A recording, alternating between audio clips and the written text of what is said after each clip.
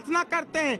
ऐसे चाणक्य नेता होने के नाते योगी जी और सुनील बंसल जी के मेहनत से आज हमारी सरकार बनी है। अच्छा सोनम जी, ये गाना आपने विरोधियों के लिए भी गा रहे थे गुड्डन जी?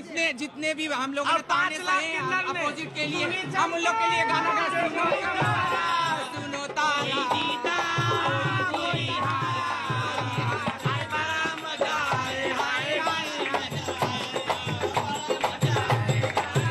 सच के गले में पड़ी माला, झूठों का मुंह हुआ काला।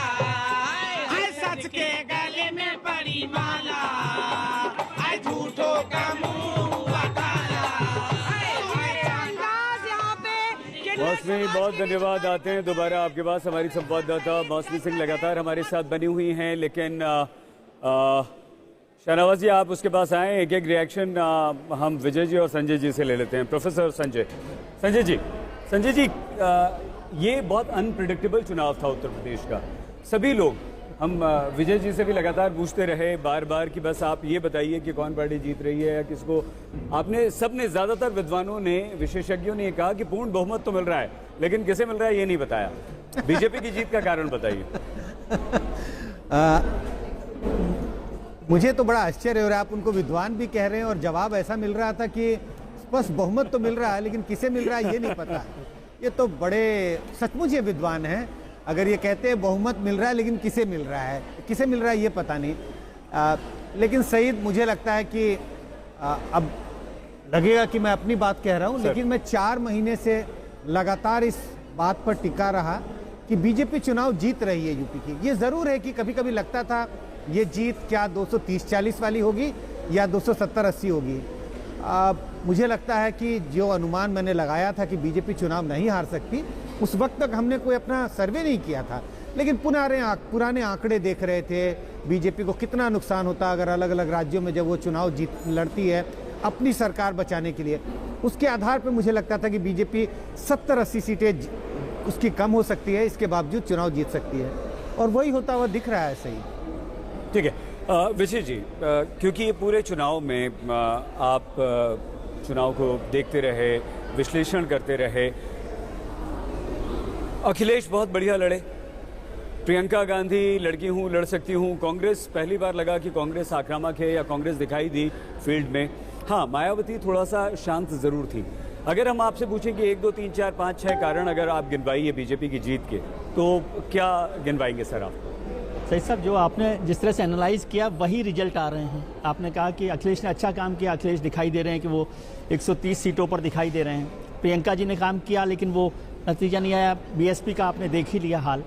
बीजेपी के जीतने के 4-5 कारण, बड़े कारण हैं। सबसे पहला कारण मुझे लगता है लीडरशिप की क्रेडिबिलिटी, नेतृत्व की विश्वसनीयता। मतलब केवल उत्तर प्रदेश में नहीं, चारों राज्यों में भारतीय जनता पार्टी की वापसी जो है वो प्रधानमंत्री नरेंद्र मोदी की क्रेडिबिलिटी को रेस्टोर करने की बात या उस पर मोहर लगाने का एक उदाहरण है।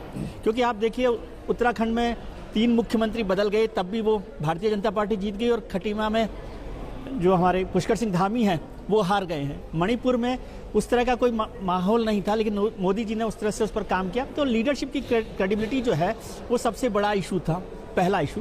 दूसरा, सरकार की लाभार्थी योजना, और लाभार्थी योजना भी महिलाओं के पक्ष में, एक मुफ्त राशन की बात, उज्ज्वला की बात, और सबसे जो इम्पोर्टेंट थी प्रधानमंत्री आवास योजना, जिसमें महिलाओं के नाम घर किए गए। तो वो एक बड़ी योजना थी जिस पर काम किया गया। तीसरा जो काम था वो है पोलराइजेशन जो हुआ, कम्युनल पोलराइजेशन जो हुआ, हिंदुत्व जिसे आप कह सकते हैं कि हिंदुत्व का जो मुद्दा था वो बड़ा छाया रहा, और हिंदुत्व ने इस पूरे चुनाव को आगे किया। लेकिन उसमें मणिपुर और गोवा को हम छोड़ सकते हैं। और चौथा एक बड़ा कारण है आरएसएस बीजेपी की केमिस्ट्री, और सबसे इम्पॉर्टेंट कारण बीजेपी के पास ताकत है अपने वोटर को बूथ तक लाने की, जिसमें कांग्रेस सबसे बड़े तौर पर फेल हुई, बीएसपी भी उसी लेवल पर फेल हुई। तो बीजेपी के पास सबसे बड़ी ताकत है कि वो अपना वोटर है उसे किसी भी तरह से बूथ तक खींचकर लाती है। वो एक बड़ा कारण है जिससे ये जीत हुई है। और ये जीत केवल ऐसा नहीं है कि हवा में हो गई, फ्लूक नहीं है, क्योंकि चारों राज्यों में सरकार आना आसान काम नहीं है, और एंटी इनकम्बेंसी बहुत होती है। उत्तर प्रदेश में जो हमने सब कुछ देखा है, सरकार के खिलाफ लग रहा था। और जो इशू भी है, मैं ऐसा नहीं कह रहा कि इशू नहीं रहे, क्योंकि अखिलेश जी को 132 सीटें मिलना, 3 गुना सीटें मिलना, इसका मतलब महंगाई, बेरोजगारी या जो और इशू समझते थे वो इशू रहे थे। उम्मीद करते हैं कि सरकार आएगी तो वो उन इश्यूज़ को भी ठीक देखेगी। शाहनवाज जी, हालांकि आपकी तारीफ हर मुद्दे पर यहाँ पर हो रही है, पोलराइजेशन की बात भी हो रही है, लेकिन एक बात जो रोहन जी ने भी कही, विजय जी भी कह रहे हैं और दूसरे जो प्रवक्ता हैं वो भी कहते रहते हैं आपके विरोधी, कि आपका मैनेजमेंट बहुत अच्छा है, आप वोटर्स को बूथ तक ले आते हैं जो हम नहीं कर पाते। आप मानते हैं कि हाँ यहाँ भी आप सबसे आगे हैं? देखिए, हमारी जो कुशलता है, जो हमारी गंभीरता है, जिस तरह हम पार्टी को पिकनिक के तौर पे नहीं लेते, हम लोग मेहनत करते हैं, और अगर इसकी प्रशंसा हो रही है तो अच्छी बात है, हर किसी को सीखना चाहिए। हम लोग तो एक एक पन्ना प्रमुख बनाते हैं, यानी एक एक कार्यकर्ता को खड़ा करते हैं, यानी हमारे सुप्रीम लीडर नरेंद्र मोदी जी से लेके पन्ना प्रमुख तक उसका जिम्मेदार होता है। हम टीम वर्क से काम करते हैं, तो इसलिए उसका नतीजा आता है। लेकिन कितना भी आपका संगठन अच्छा हो, अगर नेता और नीति और नेतृत्व अच्छा ना हो तो आपको वो सफलता नहीं मिलती।